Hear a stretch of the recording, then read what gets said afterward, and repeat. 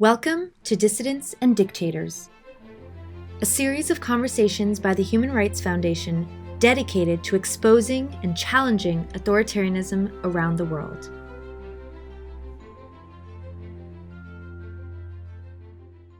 Welcome everybody to the South by Southwest panel on how sportswashing is changing the game. My name is Karim Zidan and I'm an investigative journalist covering the intersection of sports and politics for outlets such as The Guardian and Right Wing Watch. Joining us on the panel are legendary chess grandmaster and Human Rights Foundation chairman Garry Kasparov, Uyghur American activist and Human Rights Foundation Freedom Fellow Irade Kashgary, as well as Miguel Delaney, chief football writer at The Independent. Now, Garry, sportswashing is a term coined by Amnesty International to describe authoritarian regimes using sports to manipulate perception and cleanse human rights atrocities, essentially whitewashing them. While the term is new, the process is not. Many dictators have used this in the past and continue to do so in modern times. The Soviet Union is one of the most infamous examples of sportswashing in the 20th centuries, whether it be, chess tournaments, the Olympic Games, football, wrestling. My question for you is, how has this evolved in Putin's Russia in modern times? Thank you very much for this question, because I think we should work on the definition just not to get our audience confused. Sports washing is not money laundering. It's similar, but it's more sophisticated. And you pointed out at the past experience. You mentioned Soviet Union, but we can also recall the experience of Nazi Germany organizing Berlin Olympics in 1936. Dictators always loved sport as a way to promote their agenda and to portray them, just as popular, as strong leaders, both for domestic purposes, but also internationally to cleanse their names. And Soviet Union extended this practice. I experienced it with FIDE, International Chess Federation, that had been under Soviet control for ages. It's still under Russian KGB control today as we speak. But today, I guess we're covering something else, something it's even more sophisticated, because it's not about using influence in the international organizations. It's about finding way by using money from this dictatorship to infiltrate the society in the free countries. So it's you may say it's a step down from international organizations to local sports club, but actually it's I would say, in terms of buying influence, it's a step up. And Putin Russia pioneered this approach. Roman Abramovich, one of the closest Putin's allies, many called one of the Putin's wallets, started this process concept by buying a Chelsea club. And Chelsea club is not just a football club. It's a symbol. It's an institution that was there virtually forever, as long as we remember soccer, and it had massive following. And through Chelsea and through all people connected to Chelsea, and through, of course, TV and competitions where Chelsea took part, Abramovich managed to incorporate himself and his buddies into the British society. And we saw that this example that was successful had many followers, and more Russians did it. And we know that now it's no longer Russian prerogatives. We saw Saudis, for instance, trying to buy Newcastle. So it's a new phenomenon, and I think it's just as we hopefully today we can help people to understand how this aggressive takeover threatens the very fabric of the society in the free world, because it seems like very innocuous. Okay, so what's a big deal? They have the football club, basketball club, baseball team, whatever. But it's not that simple. They corrupt societies in societies from within, and make them less sensitive to the human rights violations and to other crimes committed to the money that had been used to buy these institutions. No, that absolutely makes sense, and it's an extremely subtle soft power tactic as well that a lot of people, look over and assume is not a significant one. So I agree with you entirely, Garry. Miguel, now you've reported on Russia's involvement in sports washing, in football mainly, through, oligarch Abramovich in Chelsea. Can you go into that in a lot more detail, explaining the significance of it, and maybe give us a few more examples to the audience of sports washing in football right now? Yeah, I mean, I was just thinking as Garry was talking now, we talk about the history of it, and it probably goes back much further even than kind of the Soviet Union of the 20th century, in that you could even argue that the first example of sports washing was basically Roman gladiatorial games and kind of bread and circuses. And it's probably not coincidental then that for the 1936 Olympics, which is really probably the first huge example of what we're talking about, they use Roman pageantry for that. But I think when there are so many examples of states like that using Olympic Games or World Cups. But I think when they go to own a football club or a sporting institution in that way, it takes it up a level. And because I think it goes so much deeper. And really, I think Garry used the term there. It's about inserting a country or a state or a regime into the very social fabric of everything around a football club. Because again, as Garry said, I mean, we're not just talking football teams. We're talking about social institutions that have been the centre of their local area for 120 years or longer, with all sorts of connected emotions and social links through that. And it's this basically that, when sports washing is at its most insidious, that they're tapping into. I mean, I think in some of the reports I've done with this, I've had various experts. I think it was Dr. Christian Ulrichsen who told me that it was it's basically about trying to portray themselves as benevolent accessories to things we've been enjoying for years, if not centuries.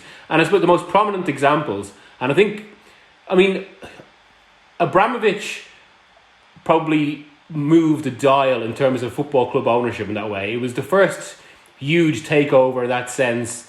And in terms of the kind of money involved, it just completely shifted what football was. And also helped footballs move onto this fully global scale, which I don't think is really comparable in any other sport, I have to say. And you only have to look at the way Premier League clubs are supported all over the world. I think it does go across so many borders now. And I mean, people initially look to the financial outlay of this, but of course, for a lot of these regimes, it's not about financial return, because that's why they're pumping so much money in. It's about the kind of political capital or social capital. And so the real game changer after Abramovich was Sheikh Mansour, or as many critics would say, Abu Dhabi, really, the state of Abu Dhabi, taking over Manchester City in 2008. And this has had all sorts of benefits for the image of Abu Dhabi. It's helped foster business and political connections in England. Through the ownership of Manchester City, Abu Dhabi now has built what is effectively a construction empire in the city of Manchester. And as a lot of people say, it sometimes feels like social regeneration, which is what a lot of the construction was supposed to be about. It doesn't go beyond the walls of the Etihad campus. And there's another example there. Arsenal aren't owned by a state in that sense, but they do have a sponsorship deal with Emirates Airlines. People in England talk about going to the Emirates Stadium so freely. So once again, you have an apparatus of a state, Emirates Airlines, becoming just part of the language of football without people without even thinking of it. 3 years after Manchester City, Qatar bought Paris Saint-Germain, and then most recently and belatedly, a lot of people would say, following on from the example of their two neighbours, and a lot of people would really link it, of course, to the blockade in the Gulf, Saudi Arabia trying to buy Newcastle United, and what this is completely, it's looking to tap in to the emotion the football arouses. I've talked to so many people on this, and almost the best way to put it is, it's very hard to ask questions. It's very hard for people to have the mental space, and this is a totally understandable thing, I have to say. Very people have the mental space to question a state's human rights record amid the euphoria of victory or sporting success, often the people that waited years for. And on another level, again, this goes right up to government committees, to even about the approval of arms sales. It's a lot easier for basically governments or people in authority to point to a country investing in an area through sport to show ultimately that these are good people to do business with. And I think that's where the idea of the washing part comes in, or the image laundering, in that it makes them look so much more benevolent in the West and what they need kind of Western interests for.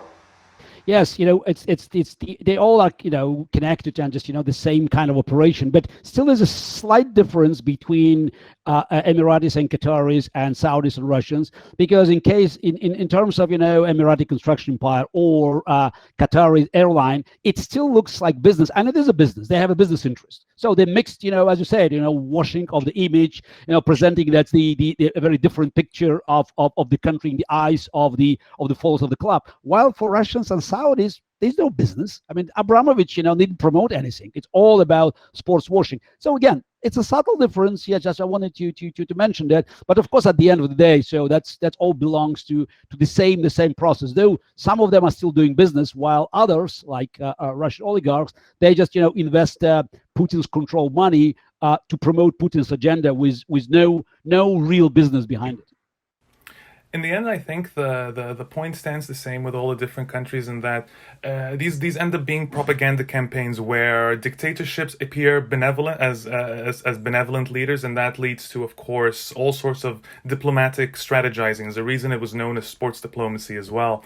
And I think this is a great time to talk to Irade, whose focus really is on Uyghur activism and China, etc. And of course, China has risen to become one of the most effective users of sports washing in the past, I'd say, over a decade now, whether we're talking the 2008 Summer Olympic Games, the upcoming 2022 Winter Games.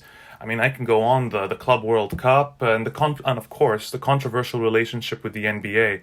Now, Irade, can you explain to our audience why we should be paying attention to this right now?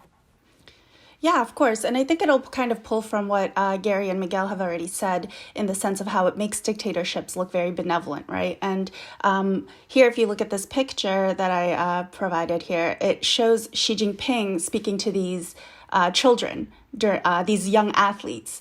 And this image itself is exactly what they benefit from it, right? This is exactly how it shows Xi Jinping is someone who's honest, who likes to work with kids, who's sweet, and gives almost a fatherly figure to him. And at the same time, this man is a dictator who is in charge of essentially running a full genocide against the Uyghurs right now. And these events, when you pull them in to these dictatorships, when you pull these dictatorships into these events, these dictators, they come off as almost human. You add this sense of humanity to them. And it makes it much harder for people to then react and say, hey, what they're doing is incorrect. What they're doing, we need to speak up about, whether it's in business, whether it's in public, condemnations of their actions. It makes it much harder, and it makes it much easier for businessmen to go ahead in the future and say, we're going to continue working with them because, look, he's not that bad of a guy, and we don't want to get too political. It's really easy to use that excuse once we have this avenue of sports to make them seem more human and make them seem more relatable. Yeah, that absolutely makes sense, and that relates again to what Miguel was saying and what Garry was saying. Miguel, were you trying to say something? Well, just picking up on something Irade said there about kind of, we don't want sport to be political. That's something you see a lot in this debate, and it's usually the most common counter-argument. And I think it's always worth addressing and stressing a point on it, in that it's nonsense. Sport is inherently political. It always has been. The very organisation of sport is often political. I mean, even if you look at the way certain teams are founded, certain organisations are founded, I mean, as a clearest possible example, you only have to look at sport in South Africa during the apartheid era. And just from the basic organisation of sport, it will always be inherently political. It will always be used by states, by people involved, and it's something that it's never going to go away, and because of its social power, which is itself political, it will always attract these interests, unless, of course, there's opposition to it or people make stands within sport, which is why I think the example of the Uyghur Muslims probably is currently so powerful in that regard. Mm-hmm. It really shows the hypocrisy of a lot of these sports teams. Sorry, go ahead. Yeah, I know. I just wanted to follow this because I grew up in the Soviet Union and we heard it. Sports is out of politics, and I was an athlete, and I knew that it was all nonsense. The big talk about we have only amateurs in the Soviet Union. Of course, we're professionals. Of course, sport was political. So it's chess belonged to the ideological department of the Central Committee of the Communist Party, because it was seen as a very important tool, so to prove the intellectual superiority of the Soviet communism over decadent West. And going back to the 1936 Olympics, few people remember that it was not just Hitler who saw the value of that. It was the Axis powers, because a decision was made in Berlin in 1936 that next Olympics, 1940, to be held in Tokyo. And 1944 in Mussolini's Italy, in Rome. So they saw the opportunity to use sport to cover up their heinous crimes. And the Soviet Union and China and Russia these days, they all look at sport as a big opportunity to I'm not even sure about clearing their name, but the changing the image. It's more like an angle of observation. So you can look at the Uyghur concentration camps, but you change the angle, and the lenses show Xi Jinping having kids surrounding him and having a nice chat. And even if we follow the China NBA relations, it's not just international. They succeeded in forcing Americans to basically abandon the First Amendment. So they already had opportunities through enormous investment and through through the very lucrative Chinese market, the opportunity to be there to force Americans to retreat on something that we all believe was a staple of American democracy. Yeah, I think the hypocrisy is amazing to see, if anything. I think that the NBA situation recently with Daryl Morey had painted this perfectly, right? When he spoke out, and then immediately the NBA came back with one comment after another, saying how the NBA doesn't want to get involved and that the NBA wants to stay apolitical. But the NBA has been such a staple of political statements within the U.S. Matter of fact, a lot of its popularity with the NBA, a lot of support for players like LeBron come from the fact that they have been so outspoken. So how does it feel when LeBron is talking about equality here and then just goes to China and stays completely silent in that aspect? Is it because it's another country now that the NBA is purely an American sport and won't get involved in other countries' politics? Where does that line? Where do you define that line? Actually, it's even worse than being silent.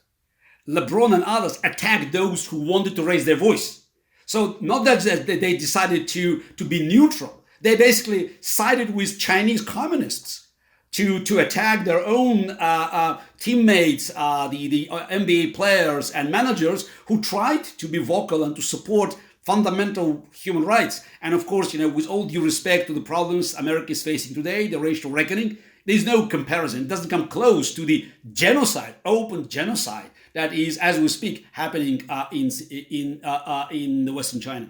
But again, it's why this whole example, I think, brings so many of the connected elements to this into a head and into one area. And I suppose, as regards what you're saying with the NBA, you also have to look at the kind of even a simple example from when Mesut Ozil, the former Arsenal player, the German international of Turkish background, spoke out about the treatment of Uyghur Muslims, and Arsenal, his club, basically distanced themselves from the comments. They didn't do the same when one of his teammates, Hector Bellerin, spoke out about the Conservative Party in the UK. But I think, even beyond Arsenal, there's an issue there where because there was, at the time there was all sorts of talk about how in China Arsenal's games are pulled from the television, that Ozil basically was they didn't want him appearing anywhere. But I suppose what that illustrates is as much as anything, the power of the Chinese market for sport and sports broadcasters and the potential they see in it. Basically, I think it's seen as the where the next greatest growth is. And the other side of that is, of course, the power of the Chinese state to dictate that growth. And it's created, I think, a lot of contradictions and complications within sport. And as you say, this hypocrisy where there isn't that much discussion about it. And again, summing this up, we did have, until the COVID crisis basically started to change the world. At this time last year, there was already talk about how this summer, 2021, FIFA was going to host their new expanded Club World Cup in China. And it was going to, and because they basically need huge prize money to attract the biggest clubs to this, to create a tournament on a par with the Champions League, they need a lot of prize money. And a lot of the talk at the time was that prize money was going to come from Saudi Arabian investors.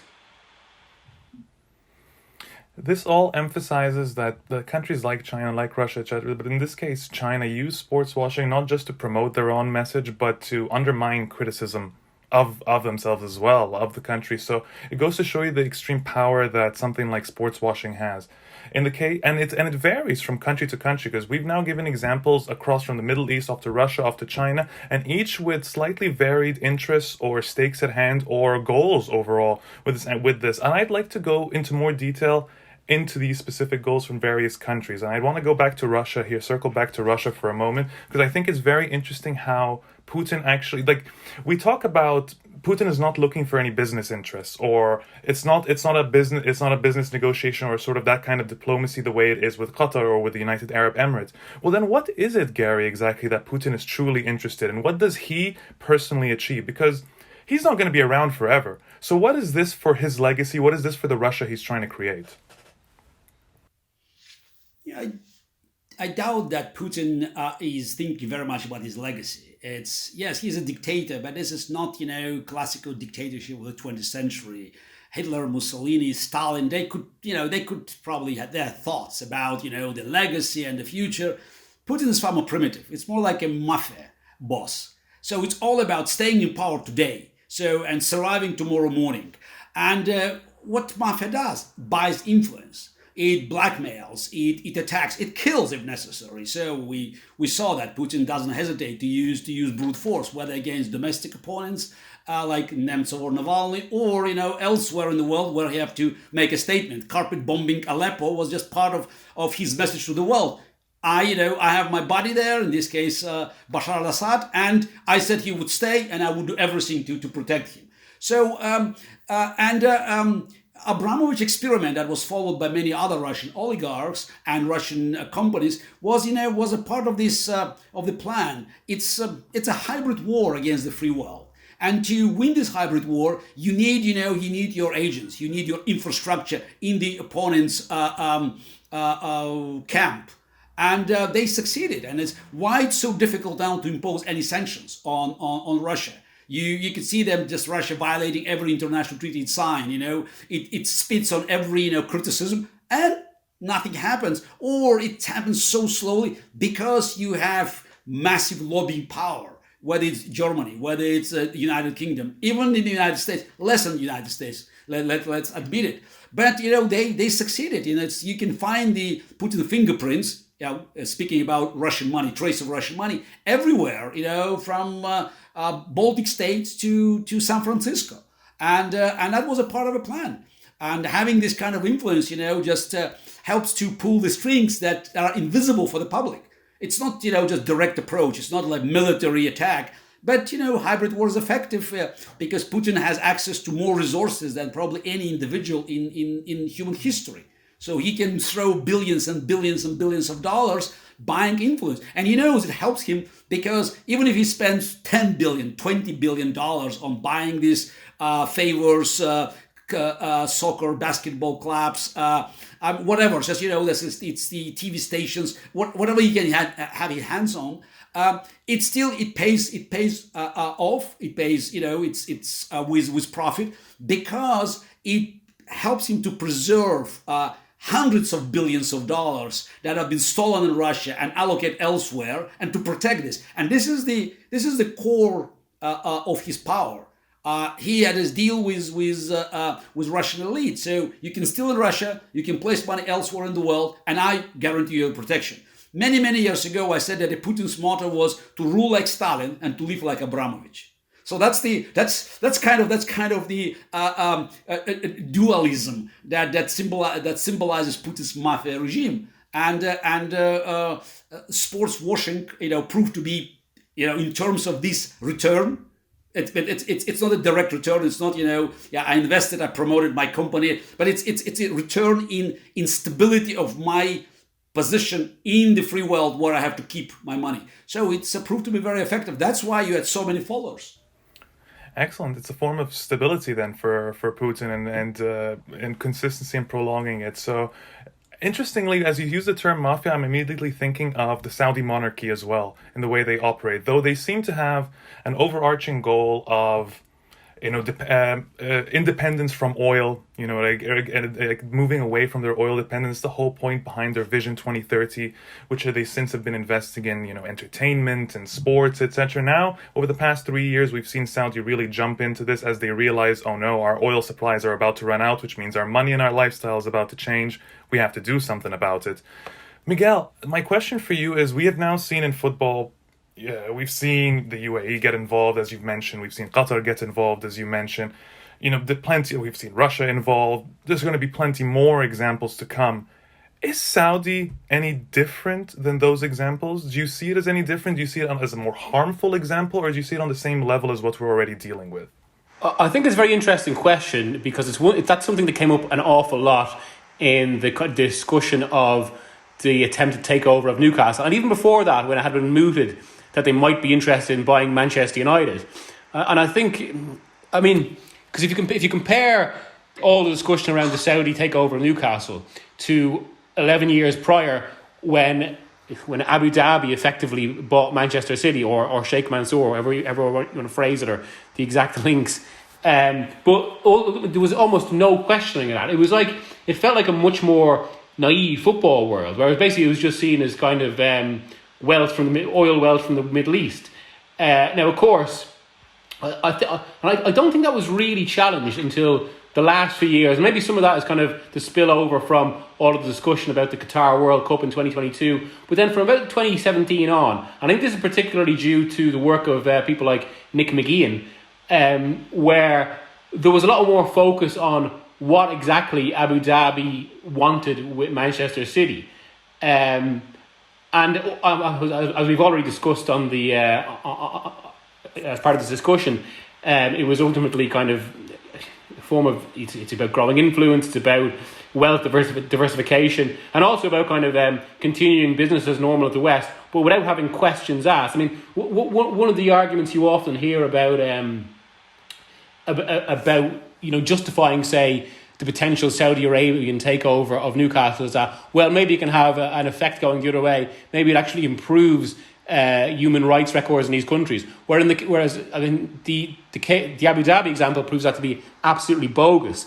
As so many academics have pointed out to me, the human rights situation in Abu Dhabi or in the UAE is much worse in 2020 than it was in 2008. So in that sense, the ownership of Manchester City has had a negligible effect. But on the other side, the Abu Dhabi hierarchy have been able to kind of further their business relationships with the West and with the UK to the point that they're just part of the language, part of the visibility of football. And I think maybe with the Newcastle Saudi Arabia thing, this is something that kept coming up, where basically it was seeing that Abu Dhabi are much more sophisticated at this than Saudi Arabia, and it's why there hasn't been the same discussion. Their PR apparatus is just much better at it. And with Saudi Arabia, I think it's just been seen as much cruder. But also, I suppose, an added element to that is, whereas kind of for pointing to kind of human rights abuses, even though this should be ludicrous to say, but I think it's true, it can often seem a little bit abstract for people. Whereas with Saudi Arabia, when you can point to kind of examples like the tragic murder of Khashoggi, or also capital punishment, it's much more visible for people. And in that sense, I think Saudi Arabia was probably seen as, without using language that's too simplistic, it was probably seen as the big bad in terms of whoever was going to buy a football club next. And it's interesting because I find that there's a lot of similarities China as well, in that China seems to have this approach where there's nationalism involved in it, there's business interests involved in it, and it's a little hard to gauge what's next exactly. I find that Saudi Arabia and the United Arab Emirates, it's an easy path to understanding where their goals lie, their objectives, the way they go about it. When it comes to China, they have their hands and their fingers in so many different things at the moment. I can't quite understand the overarching goal, if there even is one. Maybe I'm looking too much into it. Maybe I'm taking an academic lens here. But I see nationalistic fervor. I see pressure to change international image. I see forms of control. What do you think, Irade? What do you think is the primary overarching interest here for China, and how do they apply it?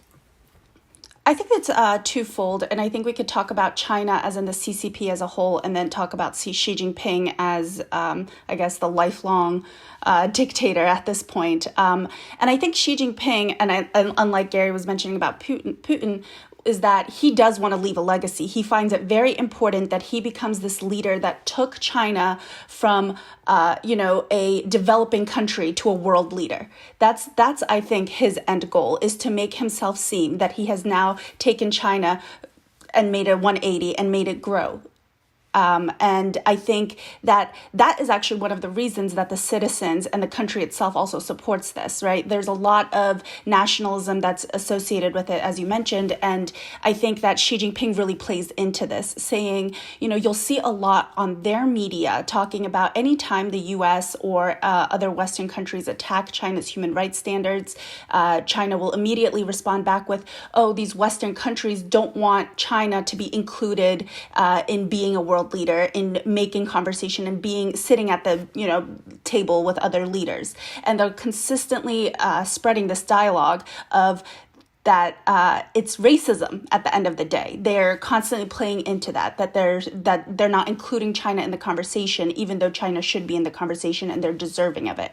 And you'll see this in, and one of the examples kind of going back to the NBA, when Daryl Morey spoke out about it, one of the in CCTV, they specifically gave a very clear threat where it said that Chinese Rocket fans are first Chinese. We love Chinese red more than the Rockets red. Maury, this time you really fouled. If you foul, you have to pay the price. And what's the price? The price is the Chinese market. The price is the access to the billions of Chinese people that are there, that now this whole market is going to be closed off to them. And they create this very close, tight-knit between these two things, right? The market that people want to get into because it's very, very economically beneficial. It's very beneficial to be in China right now just because of their mass populations, where people are able to afford a lot and are willing to pay and willing to get into these interests. And at the same time, they also have this requirement that you have to be supporting of the CCP. So now the general population and the Chinese Communist Party are now inseparable. They're one. And if you insult one, then it means immediately that you're insulting another, which isn't true, right? These are two completely different things. When we're talking about human rights, when we're talking about government policies, we're talking about the CCP and the injustices that they're doing, not the Chinese people as a whole. But what the CCP has done is created this connect that if they insult us, they're insulting all Chinese people, which is completely false. And I think they use that to continue to strengthen nationalism, and they use that to create, to try to put themselves at the table, but at the same time, make it sure that it's on their own terms. And when I say they, the CCPs. It's very interesting what you say there about that kind of, that counter argument from China about, the accusation of racism, because it immediately made me think of something because basically that becomes quite a useful defence for them, and a quite preemptive defence. But immediately made me think of in the summer of 2019, when the president of the Spanish League, Javier Tebas, he was talking, I suppose, about the disruptive effect of money in football, with that money particularly coming from Qatar with Paris Saint-Germain and Abu Dhabi with Manchester City. And I just have the quotes here. Manchester City's chairman, Khaldoon Al-Mubarak, who is, some people call him the de facto prime minister of Abu Dhabi, and he's chairman of the club, But he spoke about how his exact lines were he said there's something deep. He talked about kind of, you know, Tebas bringing up the money behind Paris Saint-Germain and Manchester City, and said there's something deeply wrong in bringing ethnicity into the conversation. This is just ugly. The way he's combining teams because of ethnicity, I find that very disturbing, to be honest. When of course that's not actually what's happened, and it's. But even beyond that, one thing. So say when you're writing an article basically about these topics, one of the most common responses you get from supporters of these clubs, and that's worth going into in itself. But one of the most common responses you get is, "Oh, this is racism against who's allowed to invest in football, or certain types of people invest in football." And again, it just all feels a preemptive defence to kind of deflect from the real criticisms here. And it's interesting how supporters, I suppose, just parrot these lines, because that's something else that's happening here.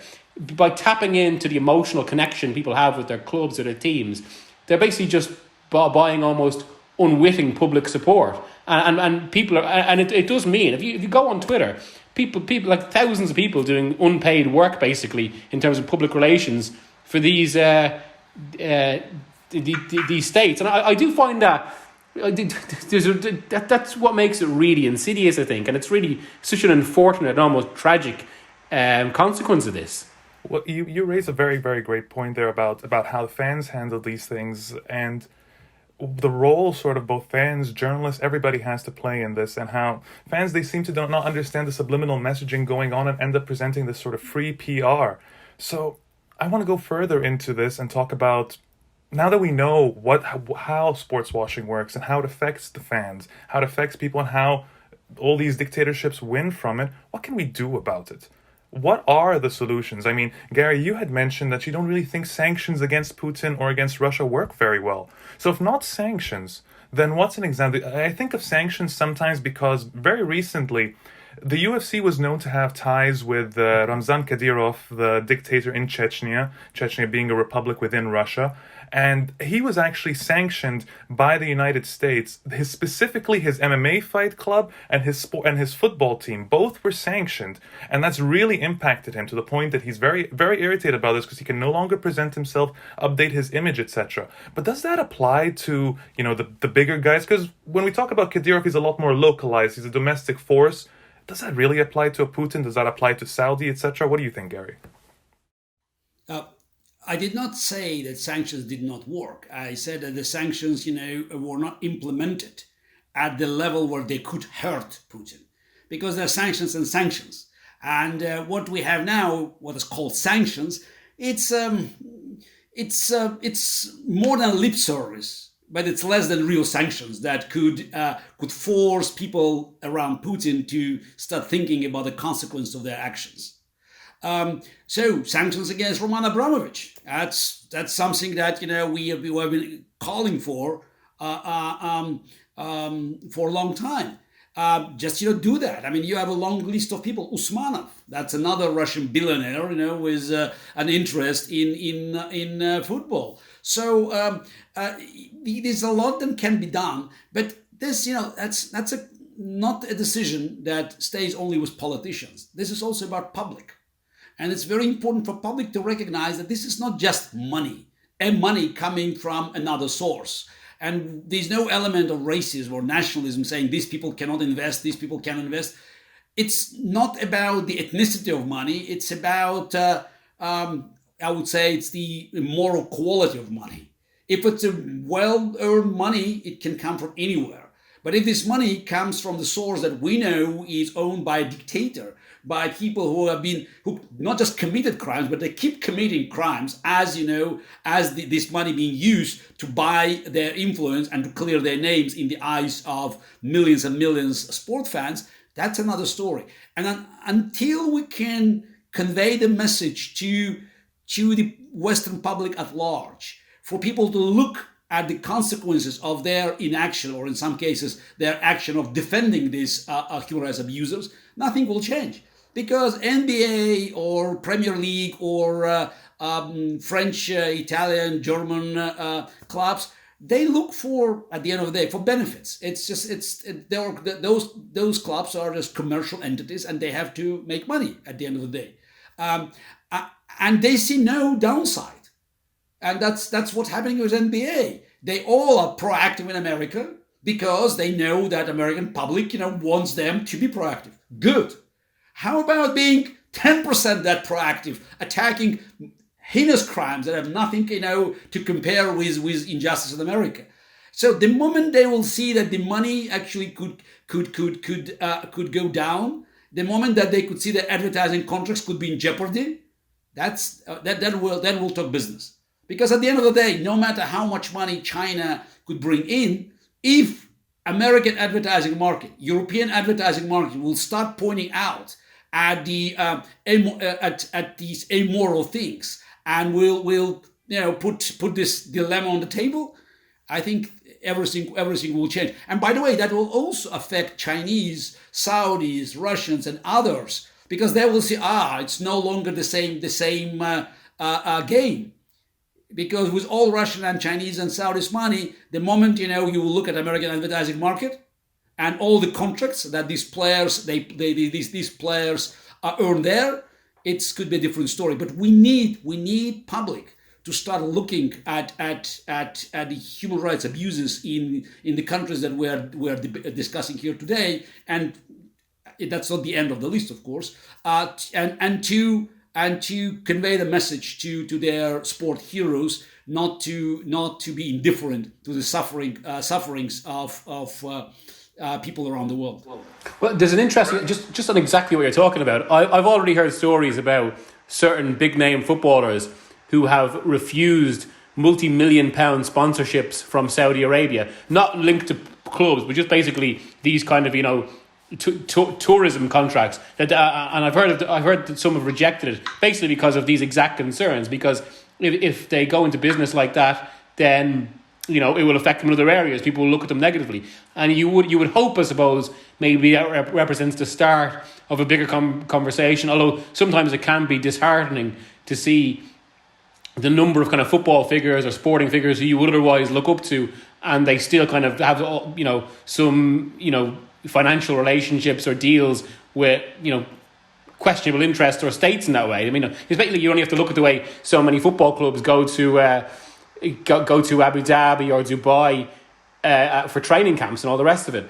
But in terms of, I suppose before addressing what we can do, I think it's also worth mentioning in terms of the supporters and that power that we see. I do have a certain sympathy for support, and I remember when Saudi Arabia were trying to buy Newcastle, I remember hearing that one of the reasons they picked Newcastle and why it actually became more attractive than a global behemoth like Manchester United was specifically because Newcastle have been starved of success for the last few years. That they haven't won a major trophy since the 60s, or haven't won a domestic trophy for even longer. So suddenly, there's all sorts of goodwill immediately purchased if these new owners deliver success in that way, but buying all sorts of loyalty. And from that, and I suppose there is a certain sympathy for supporters in that sense. So, you've been supporting your club for decades. It's a huge part of your life. It's part of your identity. And then suddenly that identity is complicated because it's not just a football club anymore. It's also an apparatus for a state. And I think that I think it's probably natural people get defensive about that. But of course, that's why I think media discussion needs to be more prominent. And this is something I remember wrestling a lot with. When Manchester City won the treble in England in May 2019, and they completed it by absolutely thrashing Watford 6-0 in the final. And I remember kind of thinking to myself during that game, should I really be, just the scale of this is a bit, there's something different there. I'm not sure I should be reporting this as a straight big team beats little team and wins by 6-0. I think we have to go to the next level and discuss what this all means, which is essentially what the whole point of the Manchester City project is. And I think got me thinking in terms of, as the media are probably inadvertently doing the job of these regimes or interests if we just basically mention this as sport as usual without really referencing the kind of point behind it or referencing the interests or what exactly is going on here. And it's interesting. There should always be a disclaimer. Exactly. And it's interesting. But again, pointing to what we're talking about, usually with, just as an example, usually would say Qatar and PSG or Manchester City and Abu Dhabi. I usually always make a point about pointing to the level of investment and where the investment has come from in every. And even if you put in one sentence, you get huge backlash for that because of all the reasons we're talking about here. So, Irade, as an activist yourself, you see this fan reaction, and you see how Miguel used some fantastic examples, specifically Newcastle United, when you have fans really just begging and dreaming and desperate for a win and desperate to see success, and they're willing to overlook anything else, this sort of level of willful ignorance where they know there are atrocities involved and they know there's dark money, etc. involved in this, but they don't care because it means victory and euphoria for them. What sort of activism and outreach actually works to, alter this fan perception? How can we move forward in that sense? I think there's two things. Obviously, a lot of this does come from ignorance. So you'll see a lot of, for example, with the whole NBA situation, again, a lot of them claimed ignorance. I didn't know about the situation, so I can't really speak on it. So a lot of it is just making sure that the public is knowledgeable on it. Whether if they choose to be ignorant, at least it's in the back of their minds and they know enough. So talking about it more, making sure that it's always a part of the conversation and mentioned. So journalists and people who are reporting on sports are constantly at least giving that caveat, like, yes, we're talking about this, the Olympics, for example, happening in Beijing in 2022, but just remember that this is happening right next door. And just making sure that while people see this beautiful image in one hand, they also realize all of the things that come along with that. And then the other aspect, I think, would be to making sure by making sure that businesses associated, people who are spokespersons, these athletes that are coming out and trying to promote these events, whether it's the NBA within China or the Olympics, just making sure that they are taking that leadership role. And I think one of the biggest parts of activism is making sure that these role models essentially are making sure that their voices are being put to this. So we're constantly reaching out and making sure that whether it's the IOC or whether it's the Olympic athletes or the sponsors, whether it's businesses like Nike or athletes like LeBron, they are at least going to say something about it and make sure that their voices aren't being put to nothing, that their voices aren't being used for the Chinese Communist Party or the dictatorship that they're working with, but used to at least enlighten those people. I think especially in the situation with China, since the people's nationalism and the people's thoughts are so important, and the fact that historically the U.S. and Western countries took the approach to China that the more we interact with them, the more that we're allowed into China's borders, the more we can change people's minds. And we've kind of failed at it, really. We've failed completely in trying to interact with China and trying to change their minds to making sure that human rights is a big priority of theirs. We've failed at it. And I think the leaders that do now have access to China need to start saying these things, or at least pulling out a little bit. There's people like Mark Cuban who have said, I'm going to continue doing business with China as usual. There's people, like LeBron that says, oh, I don't really know about it, so I'm just going to continue what I'm doing as of now. There's Thomas Bach who claims we're apolitical, so the Olympics are apolitical. But if these people started pulling out, that would enlighten the people within China, enlighten Chinese citizens to saying, hey, why are we being deprived from these amazing things?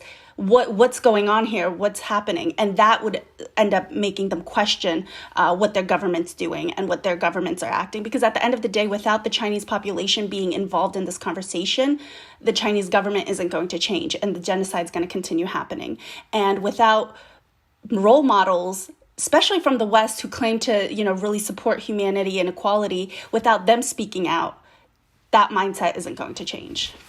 In order to actually reach these businesses and these fans, how do you really amplify this message? Now, I specify to both because, Garry, you as the chairman of the Human Rights Foundation, how do you approach something like this? And Miguel, what role do you see media in activism? So when I grew up as a journalist, I saw myself as a distinctly separate from an activist.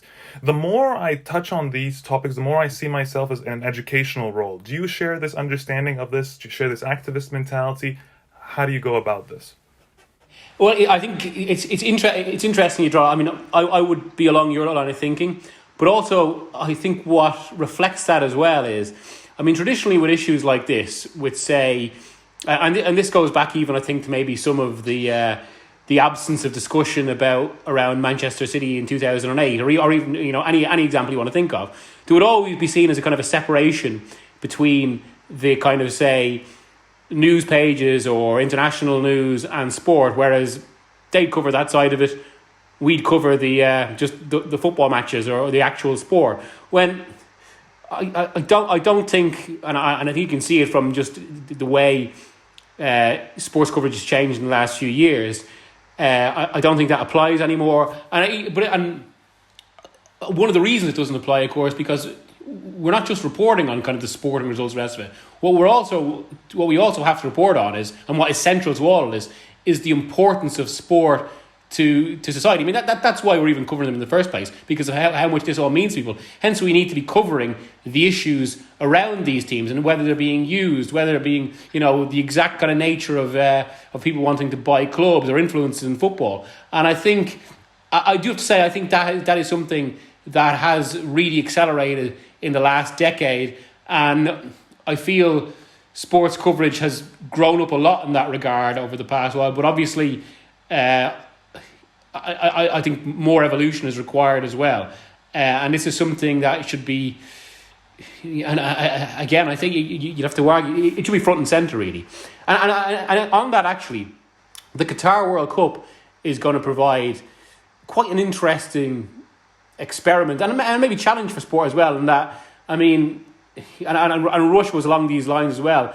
But I think maybe Qatar is even on another level, because there's been so much discussion about how the construction of stadiums and the death of migrant workers in general construction in Qatar. I mean, so even if you say when Liverpool went to Qatar for the Club World Cup just over a year ago, there was all sorts of discussion about whether they could go to an hotel, or whether the team could stay in a hotel that is considered ethical. And they did receive advice from human rights organisations on this. And I think it's going to be interesting to see how sports coverage covers the Qatari World Cup in that regard, and how much we kind of just recover the great show, which I suppose the Qatari state would want, and how much the great show is actually going to be used to also cover all the connected issues with it, because the two should be interlinked. And I think that's certainly one way the media should be helping here. I think it touches on what you're saying in terms of kind of helping people understand.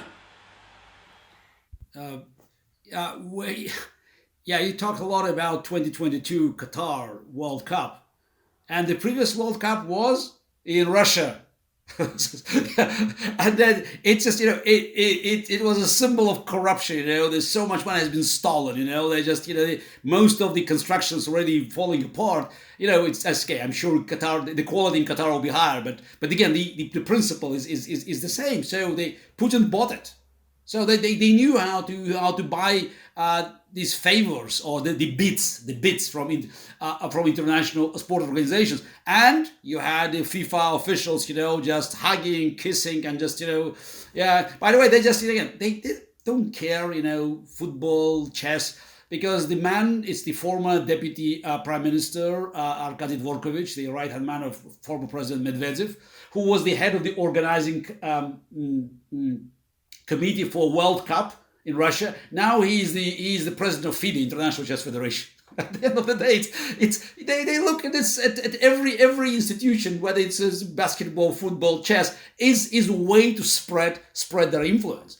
And going back to the repercussions, to what is the payoff? Did Disney pay any price for shooting Mulan in Xinjiang? No. So it's as if we have actual genocide happening in Xinjiang now. We have massive violations of human rights just in countries. We can we don't have enough time in the program to start even counting these countries. Even Khashoggi, it's even by medieval standards, that's one of the worst killing, murder, ordered by a head of the state, or that's de facto head of the state, and we have enough evidence that he most likely was even watching it live. But as you're probably aware, HRF sponsored the movie The Dissident, produced by Brian Fogel, about Khashoggi and his fight and his tragic death, and we couldn't find a media outlet that was ready to promote it. So this is a power of Saudi's money. So it's very important for us to mobilize the public. It's not just one-off event, Liverpool in Qatar, or someone goes to a country where you have to be cautious not to be seen by having it's a war hug with a dictator, but it's about the overall rejection of the money that's coming from these sources, this dark money that is earned in blood and tears of innocent people. And I'll say, because I believe we are out of time, I think that's a great way to conclude this panel. Thank you all very much for your wonderful insight. It was a pleasure moderating this panel.